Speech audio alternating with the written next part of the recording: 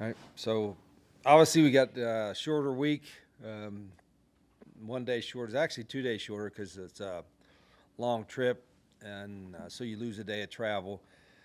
But we'll adjust to that. Normally Monday's a day off. We had some meetings yesterday, and then we'll have a couple practices here, and then head out for the trip on Thursday. Late game, as you know, which will be, we have to be smart in how we do our guys when on the travel, and get them ready for a 10:30 Eastern time clock game. But need to play. The last game is over. Try to get better and learn from what we did in our last game, which wasn't good, and get ready to play a top 25 team on the road. And I've been there, but never for a game. So I heard the environment can be pretty loud, so we're preparing for that as well.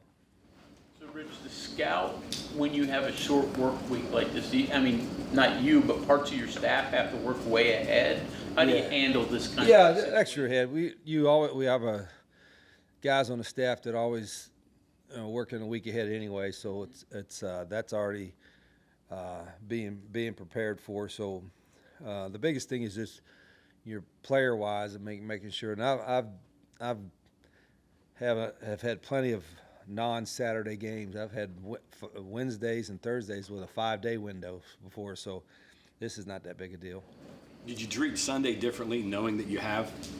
We didn't Sunday. We just did Monday. Normally Monday's a day off for them, and we just had some meetings. I don't want to, it's hard to have the full-on practices when you have a shorter week, especially when you're as banged up as we are. So I told our players it's going to be more mental than physical this week, getting it turned around and getting ready to go.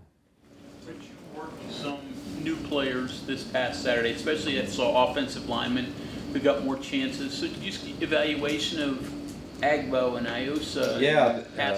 And has them. A lot of times injuries give guys opportunities, and they get a chance. Some of the guys got in there and showed some pretty decent things. Sometimes it's hard to evaluate, but there was some glimmer of hope for some guys that got some extended time, particularly on offense. Defensively, we got so many things that we still got to work on. But to our players' credit, nobody was happy on Sunday.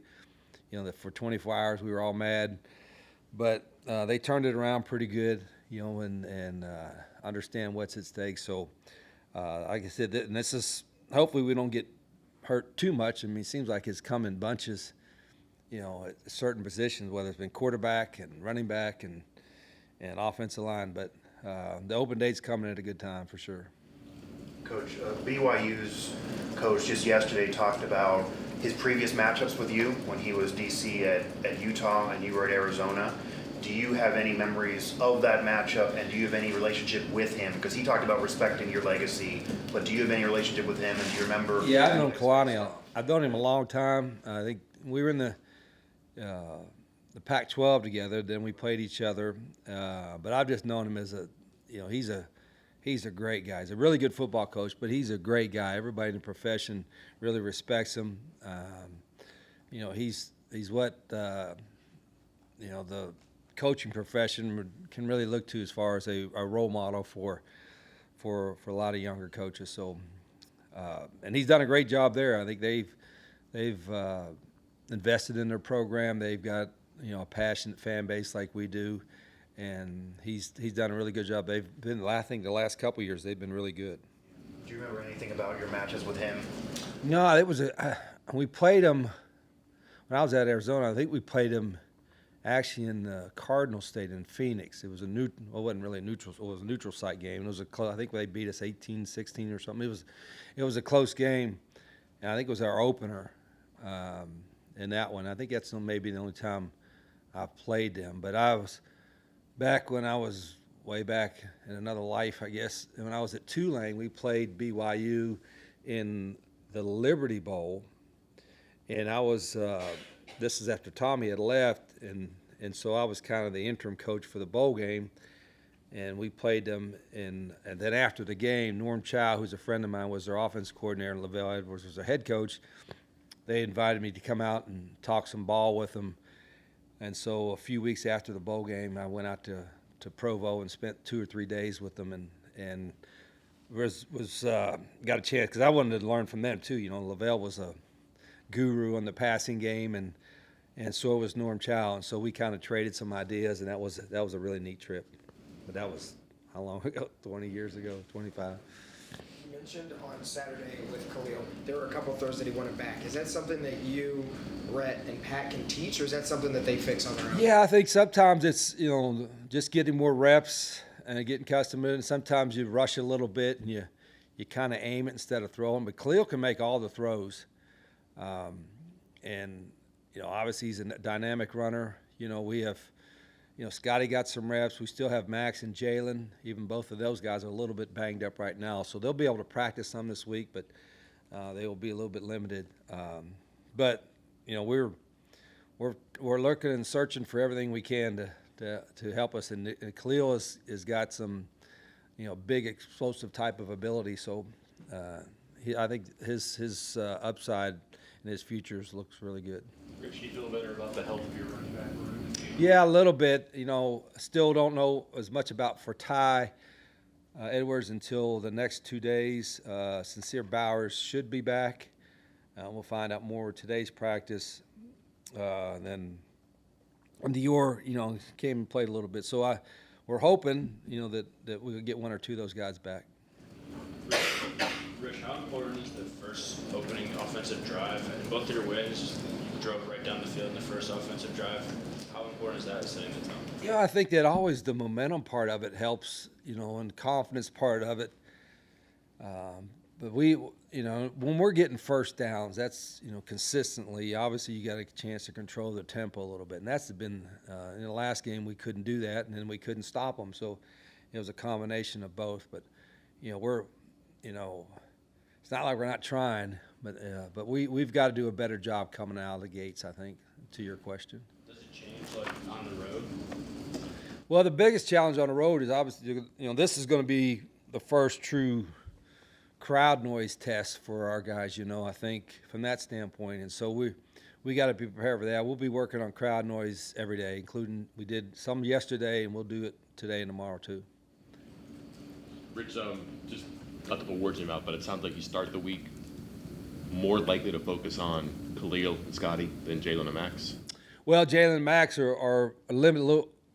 We wouldn't do anything yet anyway. Sunday was kind of a walkthrough, but they're going to be limited. So I'll tell more after today's practice. We think both of them should be able to go, but to what extent, I'll know better after a day or two. And then you played altitude before. Is it anything? Do you have to tell your guys? Does it matter? Does it slow your tempo? Anything like that? No, I've never even thought. I mean, in fact, the first time I've thought about that for this one is you just now bringing it up. So I've never really thought there's much difference. I've played out there and played in Colorado, played in Utah many times. I didn't sense anything from our players. Just defensively with BYU. What's that? Defensively with BYU, what do you see from them? What are their Yeah, they're really athletic. I mean, you know, they've got some big, strong guys up front, but they're as athletic at linebacker as I've seen all year with anybody. So I've been really impressed with them.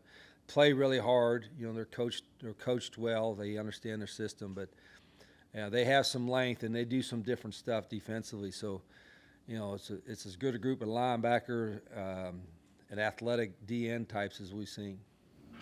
You expressed some disappointment in special teams after the game the other day. Yeah. What's going to have to be done to kind of rectify some of those issues? Yeah, we're you know, you always look at personnel. Do we need to change a guy or two? And then sometimes it's just our guys might be trying to overthink or do too much. You know, we can kick off better because we've seen it, and sometimes they kind of get in a little bit of a funk. We just got to, you know, give them the confidence that, hey, they can do it.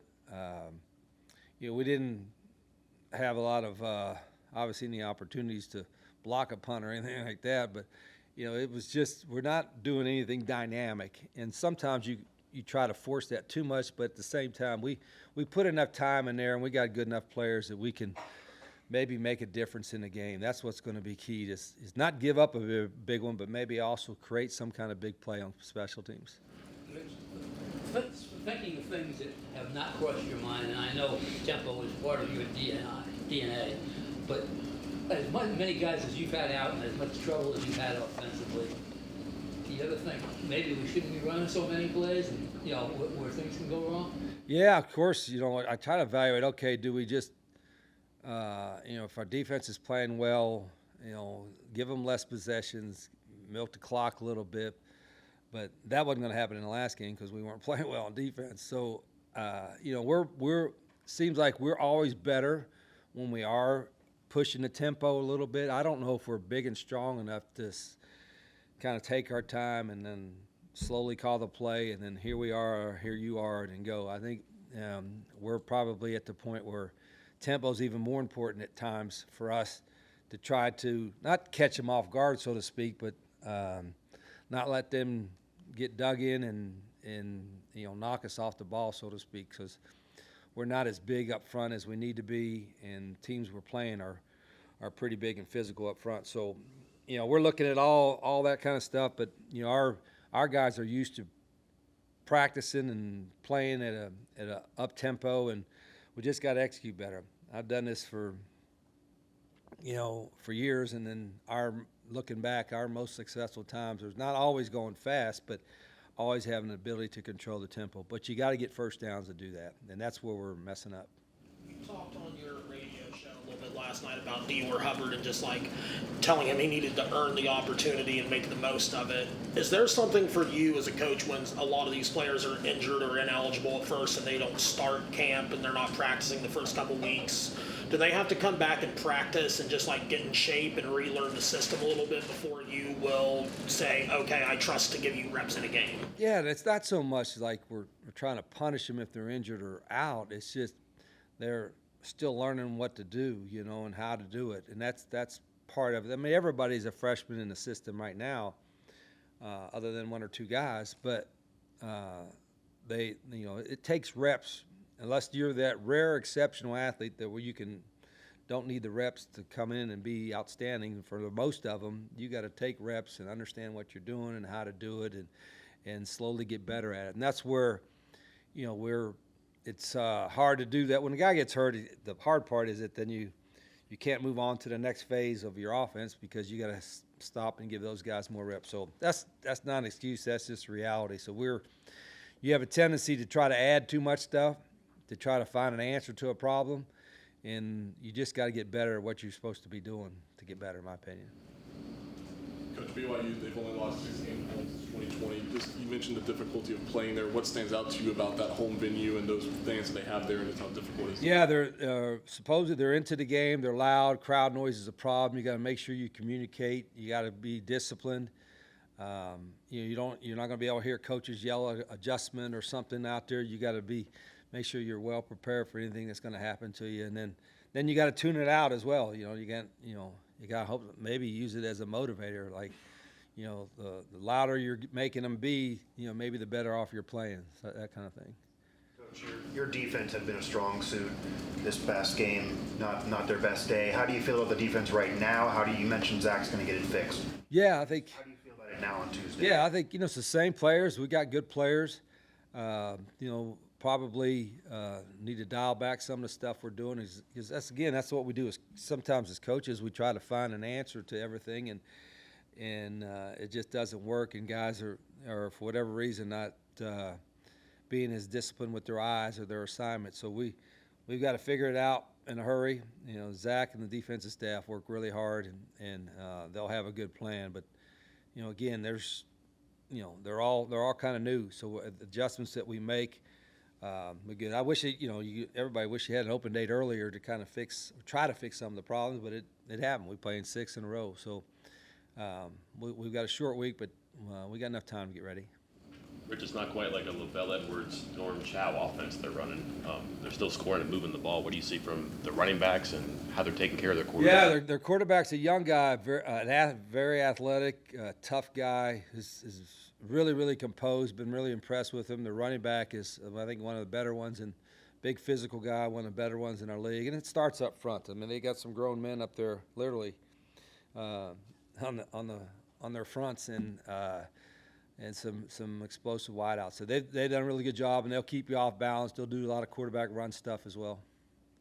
You mentioned on the show last night when we got you were pretty impressed impressed with him. You said he's a little light. That's your big thing with him, weight-wise, size-wise. Yep. Is that something that prevents you from wanting to take the next step with an offensive lineman and like put them in as a starter or more earlier in a game, even if you think the rest of their game is ready, or is it something? Yeah, I think, well, sometimes it just restricts you a little bit from being able to do all the things you need to do to have success. But, Malik's he's a good football player, a great guy. He knows he's done a good job learning.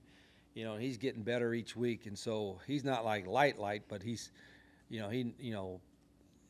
guy in an off season will probably gain 25, 30 pounds and we'll see an even better player. But I've been impressed with what he's done so far, and he's going to play more, as Donovan Haslam is going to play more as well, because Donovan's a big presence in there, and there may be a couple other guys that get some shots too. How do you feel about Carson Lee in there? Carson did okay. He's his snaps were good. He was composed out there, and he's a guy that can play all three positions, both guards and center as well. Rich, you have an obviously dynamic player in Cam Vaughn, and I'm sure you've been racking your brains trying to figure out ways to bring that out more. What can you do to turn him into not only a guy who can make big plays, but who is making big plays? Yeah, we Cam is probably or is one of at least our most explosive guys, and he's been in our offense a little bit. In fact, now that you said, we've talked about him about playing more and playing more positions, because he should be able to play all the receiver positions.